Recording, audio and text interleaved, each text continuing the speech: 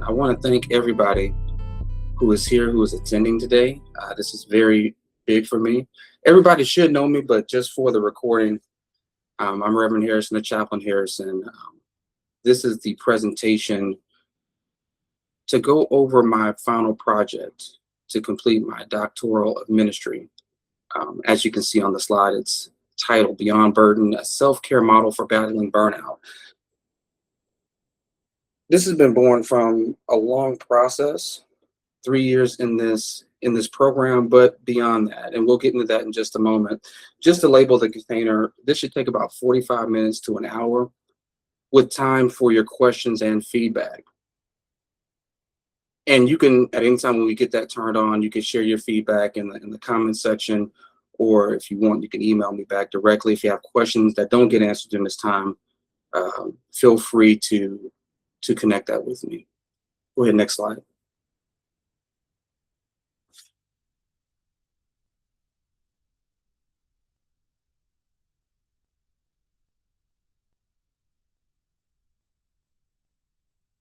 Go ahead, proceed. Yeah, thank you. So just to start this out before we get too deep into this, I just want to use an analogy. Imagine a dog is chasing you. You're whatever dog you're afraid of, Chihuahua, Bulldog, whatever you want to imagine. Imagine it's chasing you and you're genuinely scared. And you start to sprint. And you're sprinting for your life. That's totally natural. That's what's expected. That's what anybody would do. Sprinting is to get you from one place to another quickly when that level of intensity in running and travel is needed. Like Forrest Gump, right? Sprinting is not meant for you to do your entire life. I would look crazy if I sprinted everywhere that I went. If I'm just going to the grocery store and I'm just running down the aisles and I'm looking like Forrest Gump or the second guy, people would think I was crazy because I'm doing something to cope. Sprinting is a coping mechanism to get you to safety, but I'm doing it to cope in normal situations. We're not meant to sprint our way through life. We're not meant to sprint at every situation. If we did, our hearts would explode. Our legs would give out. Now, the third guy, I'm not saying that we have to look like nothing is wrong at all times and walk, pretend like everything is good.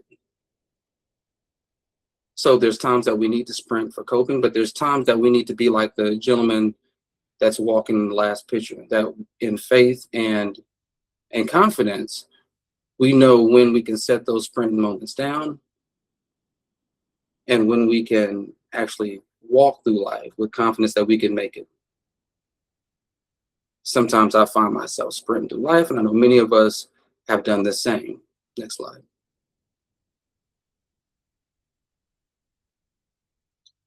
So the overarching question just internally for me came to mind in this. What do you do when you feel like you must set yourself on fire to keep other people warm? Everybody who has been invited to this presentation is either a pastor, a teacher, a mother, someone that has spent a majority of their lives serving others, helping others, being present for others in ways that sometimes is not appreciated or will never be fully realized. At some point, I would dare to say, I don't know everybody's complete story or testimony, but at some point you felt like I need to sacrifice or to push beyond what I need for the sake of someone else. I want you to put a pin in this as we go through this, and I need to say this up front. Yes, I'm Chaplain Harrison. I am a military chaplain. I am a pastor, but this is just Martin talking about his research, and nothing I'm saying today is going to reflect the United States Air Force in any way. I say that to say this. In the framework of this project and those who participated in it, they were all affiliated with the military or the Air Force specifically, like myself. And one of the systemic things that we find in our creed is our second core value, which is service before self. In fact, in our Airman's Creed, not the core values, but in the Airman's Creed, part of it says, I will not falter and I will not fail, as if the mission sometimes demand that you have to set yourself on fire to keep this mission going. That you have to sacrifice who you are in order to accomplish the greater good. And sometimes that is needed. That sprint is needed. But it's not the attitude or posture we should have at all times. Next slide.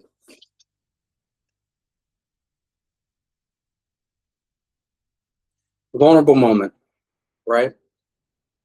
The tale of two Martins. On the left, you see Technical Sergeant Harrison. This version of Martin was at the height of his enlisted career, right before he made Master Sergeant, was serving as a military training instructor, which involved 60-hour work weeks at times, being responsible for 60 to 70 individuals, turning them from civilians into airmen with character, instilling a warrior ethos. It took a lot of work, dedication. In the midst of this, I'm also in seminary. In the midst of this, I'm also in ministry, meeting some requirements to become a chaplain. And I will tell you that there was a cost. There's a part in the movie of Avengers where Thanos is asked by his daughter. She asked him in a dream, did you do it? And he said, yes. What did it cost you? And he said, everything. There was a cost to this. I was extending myself so much that my family suffered, my health suffered. There are things that I still carry from this time to prepare to become Chaplain Harrison, who was on the right, that I still carry today. I was doing what I felt was needed to become a chaplain, to become the person on the right. Yeah, I met my goal. But it was at a cost. It was at a cost, and it carried a lesson with me that I carried into being a chaplain. Now, when I was an NCO, I was a minister, carried my pulpit with me, served others in a pastoral and caring manner for free. When I became the Martin on the right, I took that dedication and service with me. And the idea that to be successful as a chaplain, as a minister, as an airman, that service came before self. That part of the cost was sometime having to burn and be the fuel that keeps other people warm. This is where this project really was birthed from, for me personally. And as we go through this, you'll understand how the project was structured, how it kind of gets after this. And if you see yourself in this, if you see two versions of yourself, and if say you're at the height of your success, it's not just for the people who participated in the narrow scope of this project. It may also be for you, and that's okay. Next slide. So this presentation itself serves to introduce a self-care focused project and reflection regimen to 6 Air Force chaplains that was administered to 6 Air Force chaplains who were in the clinical pastoral education program at Brooke Army Medical Center. Now, this medical center is the sole level 1 trauma center in the Department of Defense located in San Antonio, Texas. And it highlights biblical integration of Matthew 11, chapter 11, 28 to 30, establishing a theological foundation for rest and soul care. And just to be clear, the subjects that participated in this project were also Christian. I didn't get a really diverse swath of different chaplains from different denominations. So when you see the synopsis of the training, understand that's why, because I presented it in a way that would speak to them and their faith values. I didn't have any imams, I didn't have any rabbis. And so it just fit in that it kind of aligns itself for their understanding with my theological foundation of Matthew 11:28-30. Next slide.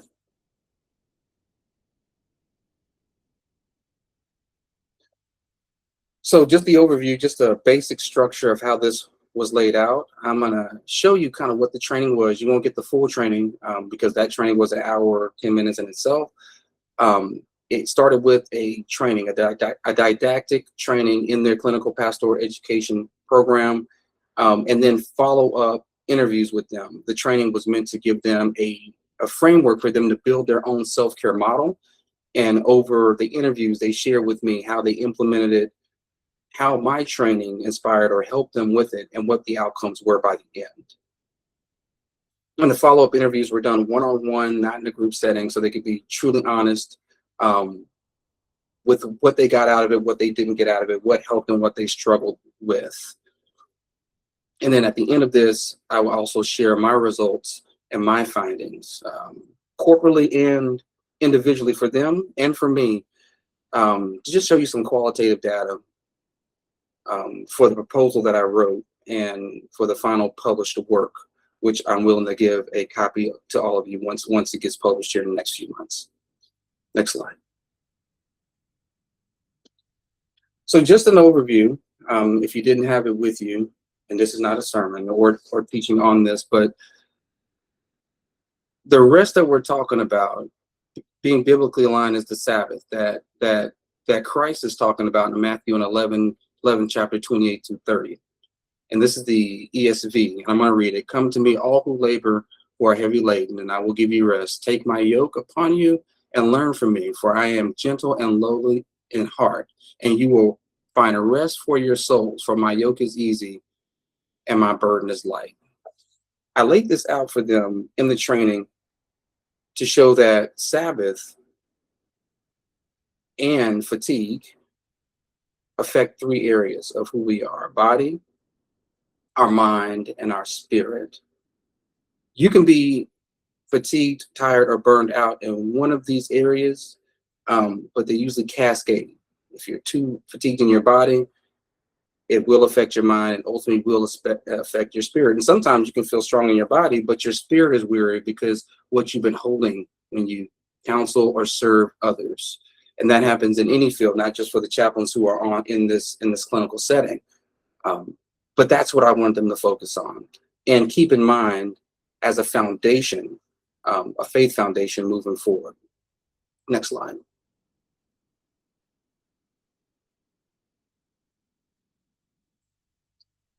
So when we talk about self-care, when I was talking to them about it, what is it? Resting and investing. This is my kind of my definition and breaking it down. Let me ask this. I asked them this too, just food for thought. No one has to answer because I don't think we can comment yet, but nobody has to answer. Would you say that healthcare is happening in hospitals?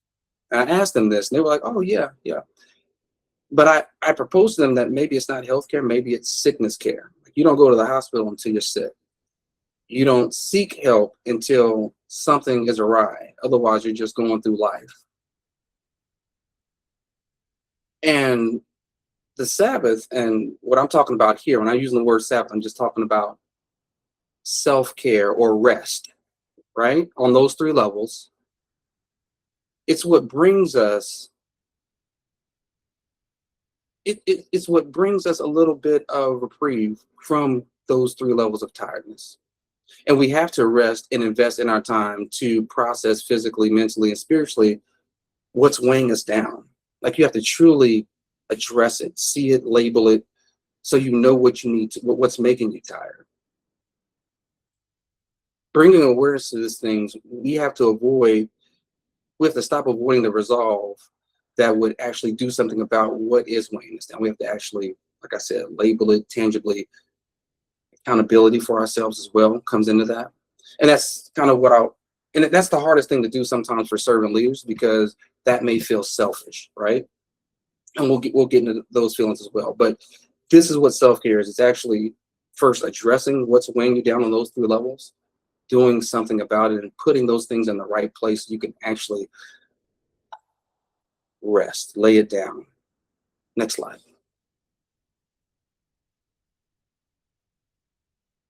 Again, project layout, I described this a little bit before. I won't spend too much time on this, but initial training session happened for these 6 chaplains in their CPE setting in the hospital the 27th of August. And over the next 2 months, we had 3 follow-up interviews individually, so I could collect the data and add that into my writing to fuel my writing process for the chapter that talked about the project. And for them, it was a purposeful walking through and helping them build their own framework, their own program based off of the structure that I'm providing for them, to help them say, what does self-care look like for me? What are the things I need to address, and how can I address it effectively, not just in this season, but in future seasons? Next slide. Okay, there's a lot of words, but I will read them because it just kind of states specifically what I boil this down to. And when I was originally doing this project, I wanted to do the chaplain's role in healing invisible wounds or more injury. That was way too broad. This may be a chapter in that would focus on in how we do that. This is how we care for ourselves. And so a lot of chaplains carry invisible wounds, and they carry a lot of things that would block them from fully taking Sabbath. And this is my attempt to do that. But Air Force chaplains at Brooke Army Medical Center, the Department of War's sole level 1 trauma center, face significant mental health challenges. These 6 CPE challenges in the first 8 years of service encounter daily death, graphic injuries, and trauma. This challenge is compounded by the burdens of airman suicides, confidential counseling, and critically, the systemic biases impacting both marginalized chaplains and their patients within the military healthcare system. Current resiliency training does not include self-care. Instead, it only focuses on helping the patient. This means that the chaplains do not have the tools they need to take care of their own mental health and well-being. Consequently, chaplains struggle to identify and address their own depression, leading to severe burnout and compassion fatigue. And if you're a chaplain in the room, you know what I'm talking about. When you're on your 5th counseling of the day, and you've heard the same story at least 5 times that day, how do you stay engaged like it's your first time hearing it? Or something else falls on your plate and it's something little, but it kind of sets you off, and you start to, little by little, insidiously, start to have burnout and compassion fatigue, not only for the people you're caring for, but also for yourself.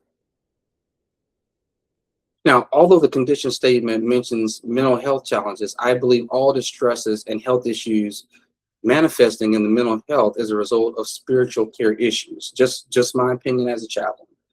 I feel like we can always take it back to a spiritual caveat and something that people are dealing with deeper in a place that they can't see that's manifesting on the outside. The ripples are the mental health. The rock that's thrown into the water is the spiritual distress that has caused those ripples to manifest in a way that people can see from the outside.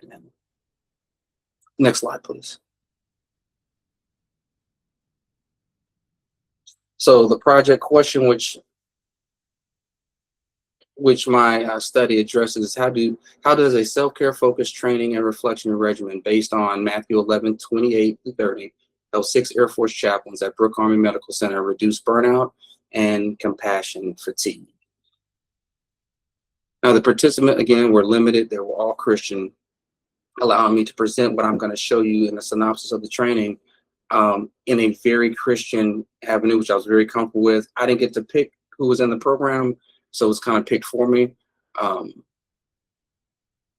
So the themes in this you'll see is surrounded by our shared beliefs. But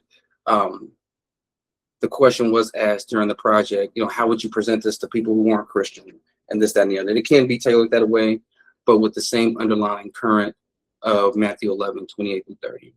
Next slide.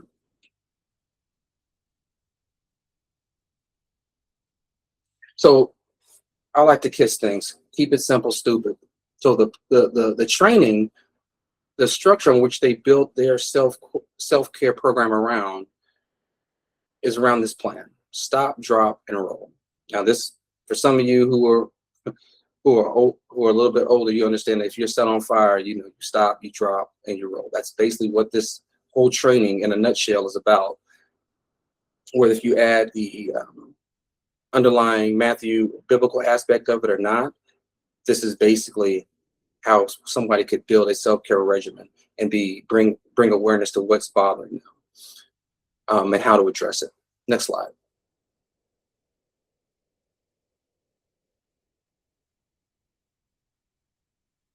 So the stop portion is taking inventory. Come to me, all who labor, who are heavy laden, and I will give you rest. In order to come to Christ, to lay down something that is burdening you, you have to realize I'm holding something heavy, right? So this is the first thing I challenge them with. And not getting too much into results, but the first thing that they said when they heard this was, well, how can I relay this? This is where you present this to us, but how can I take the Bible out of it? Or if I need to present this to a commander who is not religious, how would I get them to see it? They focused on how this training could help others instead of saying, how is this going to help me?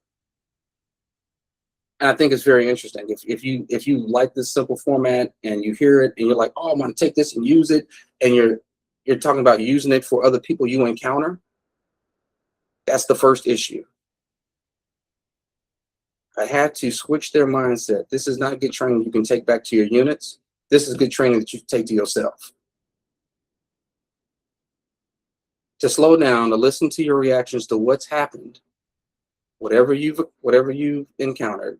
If you're a teacher and you've had a hard day in the classroom and you just left beat up, or you talk to a parent and you know was abusing a child or whatever, or if you're a chaplain and you have to carry something very heavy that you can't tell anybody else, it's not just stuff it in the box and let's move on to the next airman. It's okay, what did I just hear? What is my reaction to that? Am I numb? Am I cold? Am I dismissive? Give yourself the permission to feel it all. Step one, it's bringing to awareness that you are holding something heavy, that something is weighing on you, that something extra has been added to the load, the spiritual load that you're carrying. Next slide.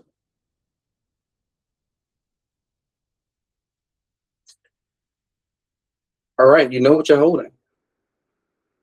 And there's a funny story about this picture. It's an Air Force thing, but I'll explain that to you real quick. Not trying to give you the training, but laying it down.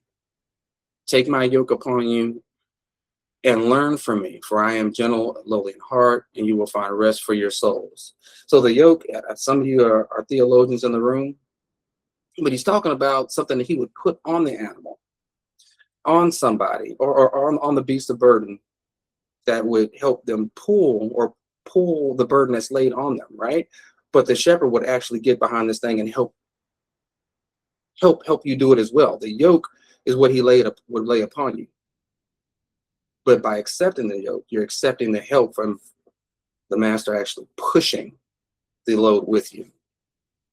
And in that way, you get rest because he can push a lot more than we can, right? But to lay it down, to stop and to drop everything. If you have found that you're holding something that's really heavy, life does get heavy. It's okay to lay it down. And so this is the area of the training where I go into some more depth, explaining those things. And most of them knew they were all seminary graduates and this, that, and the other. But it was getting them to say it's okay to not be okay. It's okay to say, hey, it's nothing wrong with me laying this down. I'm not any less of a mom, a teacher, a chaplain, a minister, a person, a supervisor, to say, I need to take a knee. I need to lay some of this down somewhere in a space that's safe to do so.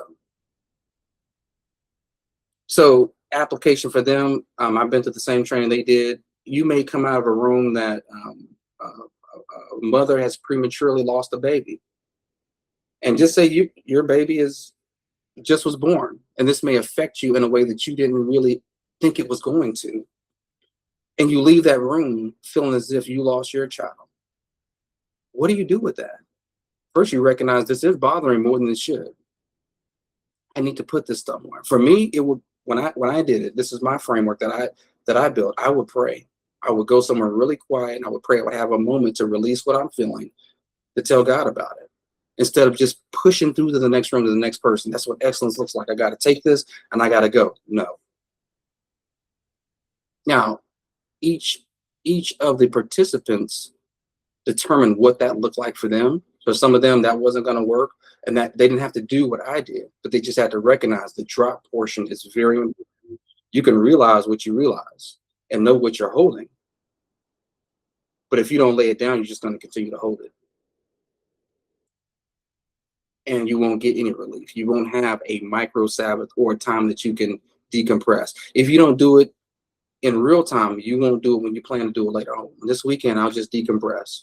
You'll probably find something else to do other than what really is going to give your soul some rest and some release from what you're holding, because you're probably coping, sprinting through life instead of slowing down, checking out your surroundings. I don't have to sprint through this. I can lay this down. Next slide, please. Okay, so this is really condensed, but they've stopped. They realized something, I'm on fire. Something is, I'm holding something. Then they drop, I need to set this down. I need to drop, I need to roll, I need to put myself out, I need to lay this down. The role is not traditionally the role in like, hey, I'm putting myself out. This is like continued follow-up, deliberate practice of the process. This is before you walk into the room. This is being self-aware of like, okay, yesterday was heavy. I dealt with that good. But that don't mean I go back into the same sprinting I did today. I need to be postured to repeat the process. I need to be self-aware, like, man, this feels heavier. Maybe I didn't get it all out yesterday. Maybe I didn't handle it as well as I did yesterday, because sometimes we have to get through what we can't get over. And that's a continual process. It's like ignoring an injury or neglecting the stretch because your injury doesn't hurt as bad today. I'm just going to go out and no, it's being self-aware that I did have an issue in this area, and I may need to show caution moving forward into the next few patients or the next few counselings or today when I'm in my class or whoever I'm serving. Some of us have been through things this year even that have affected us in certain ways. And so when we talk to either our subordinates, employees, people that we're counseling, it may bring up emotions in us. And we need to be aware, like, oh, I'm feeling this. Is this something I need to learn how to respond to this and not react to it in the moment. Okay, stop, drop, roll. These were the main core slides that I used in the training to set them up for the next part, which is the interviews. The interviews would focus on each one of these aspects. Tell me what the stop process was for you. Tell me what the drop process was for you. And tell me how you are formulating, making this a continual process for you moving forward, not just in the hospital, but as you move forward as a chaplain in any other situations that you may have. Because the project is really focused on this environment, the level 1 trauma center, to include the burn center, NICU, and then anything coming in off the street when we have to work shift for the trauma bays. But in this environment, it should forge a process kind of based on what I'm training that you carry forward into the next seasons of your life. Next slide. So as I prepared for this, I did a lot of reading, 30 sources that I used to inform how I created the training, how I responded to them when they talked to me about their processes.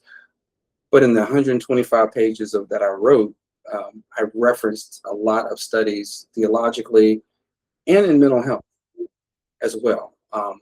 And I can provide a full list of those if y'all are interested, but I'm just going to list a few here from Michael Koppel, Body Connections, Body-Based Spiritual Care. Henry Nouwen, The Wounded Healer. Dr. Lipsky, Trauma Stewardship, An Everyday Guide to Caring for Self While Caring for Others. And Van der Kolk, The Body Keeps Score. Those 3 books were immeasurable to helping me kind of explain the thought processes on the mental health side and the spiritual side on why burnout, compassion fatigue can run rapid and why it's so important for the participants to take this seriously. Next slide.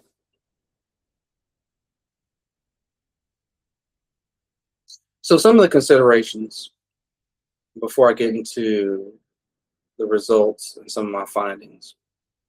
I wish I had longer time to conduct the observance. Like the initial training was awesome. The 3 interviews were awesome. I got some good results from that, but I'm wondering how they're going to be doing 6 months from now and a year from now. The design of the program when we could start writing and approve my final project didn't give that time frame to have that. I think I would have a lot more data and seeing how they would use it outside of the clinical setting to help better prepare me and to use this for myself and to present to others if it could have been published. I wish I would have had a more diverse pool other than chaplains who are just Christian or just chaplains. I would have loved to use this method for teachers and mothers and fathers who are under tremendous pressure to raise the next generation of leaders and try to give their grandkids a good set of parents.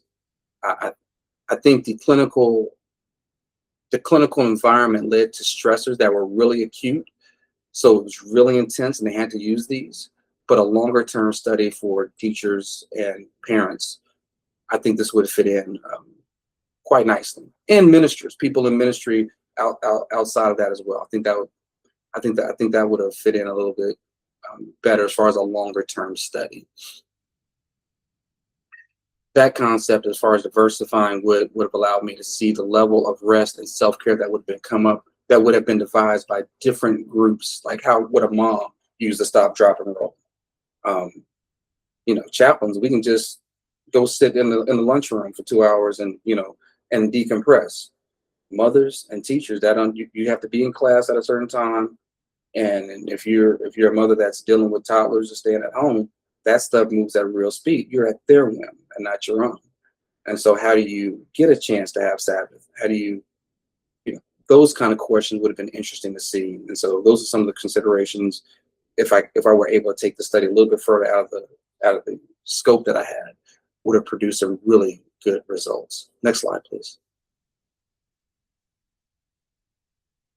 So what I discovered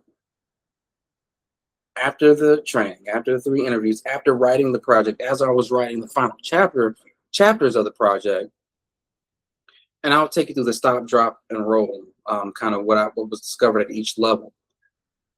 Stopping was the hardest part for the participants.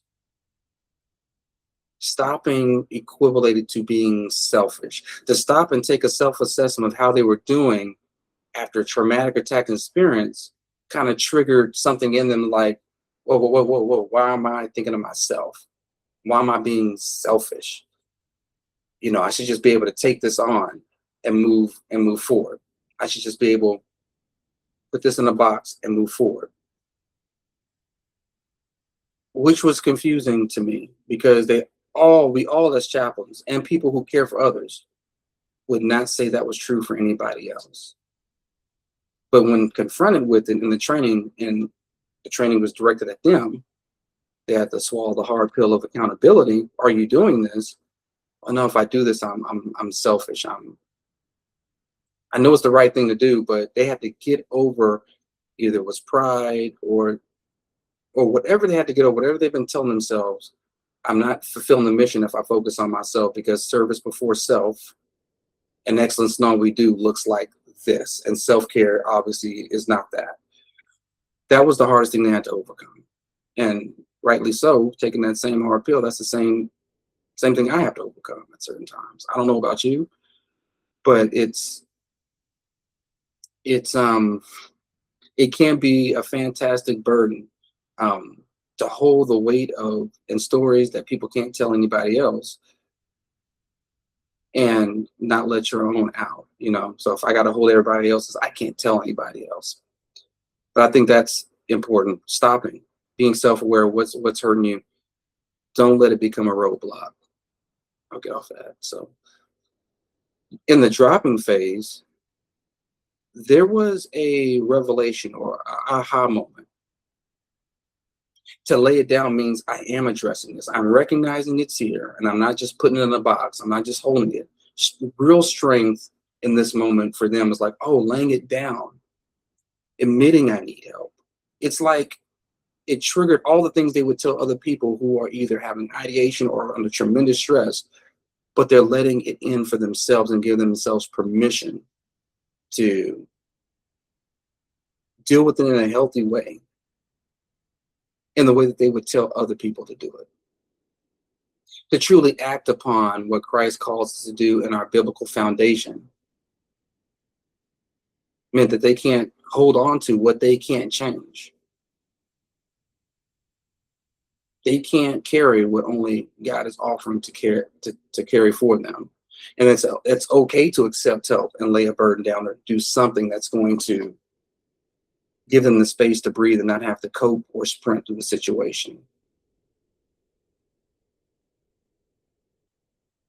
Although I wanted the project to stay in the confines of the hospital setting, meaning when they shared with me how they were coming up with their process of self-care based on the framework that I taught, often the participants shared with me how it spilled over into their home or personal lives.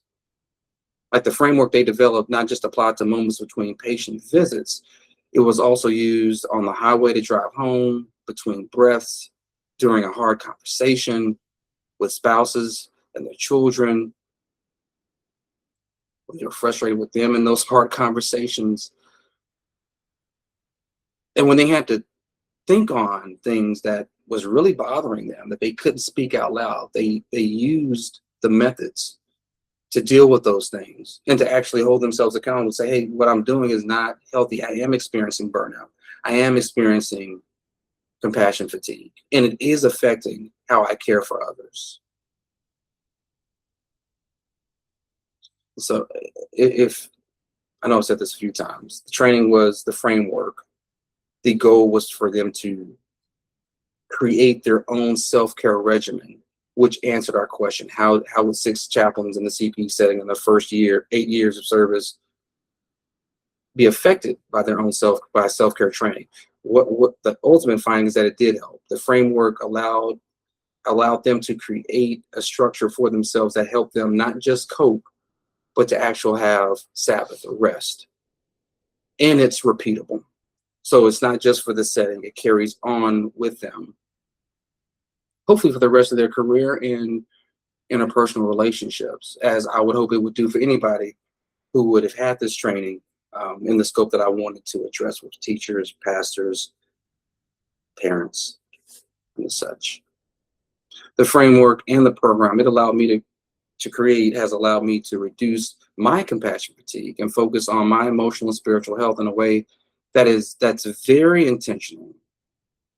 I'm always thinking on how I'm doing things and what I'm carrying and how I can lay it down when it's too heavy. And with some recent feedback I've gotten from some of the chaplains after the study, it's doing the same for them.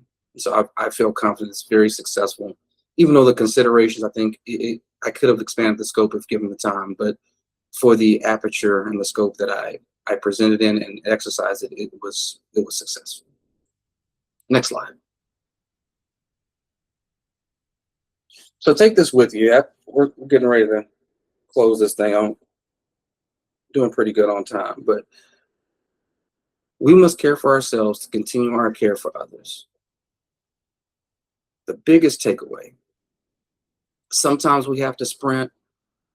Sometimes, most times, we don't need to. But at all times, we have to take an inventory of what we're carrying that's getting too heavy, to lay it down, and always be self-aware of what else is being added and how to appropriately deal with it, so we don't take on new things that's going to weigh us down. And if you find yourself being short with others, if you find yourself experiencing compassion fatigue, if you find yourself being hard on yourself, this method and model may help, as it did help the participants during this project. So just take that with you if you took anything from it. This concludes the presentation portion. I'm going to open it up for any questions And I just figured out that my beautiful daughter saying, keep everyone there when you're done. I figured out the chat box issue. So, but if anybody has anything that they wanted to say or ask, now is the time. Please speak. Please bring up any questions this time.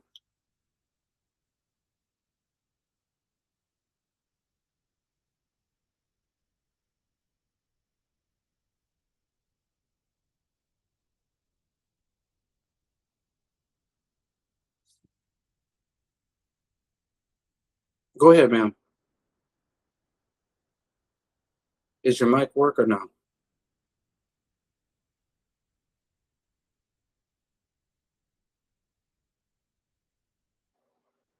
Hey, Zuri, can anybody use their mic? I don't think anybody can turn on their microphone. Can you help me out with that? Hey, give me just one moment, everybody. I'm sorry about that.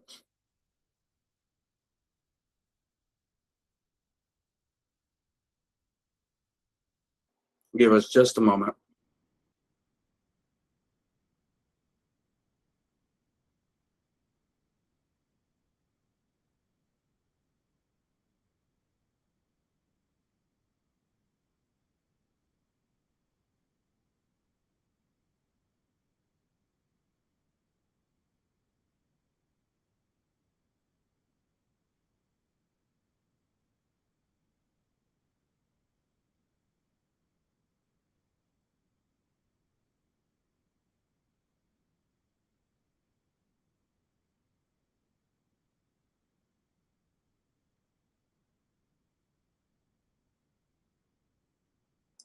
Bear with me one moment.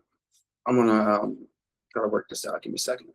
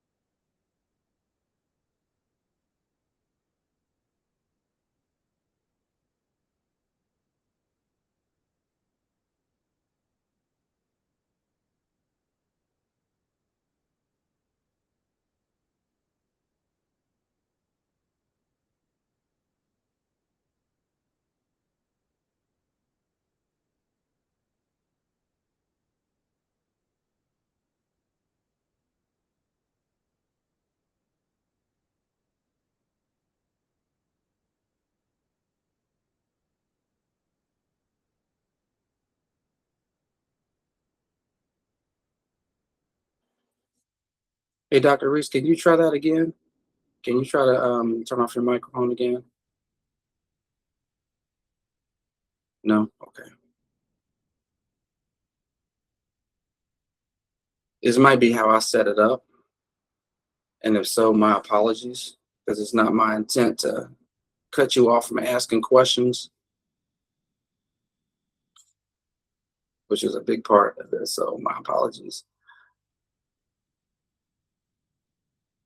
Give me just a moment.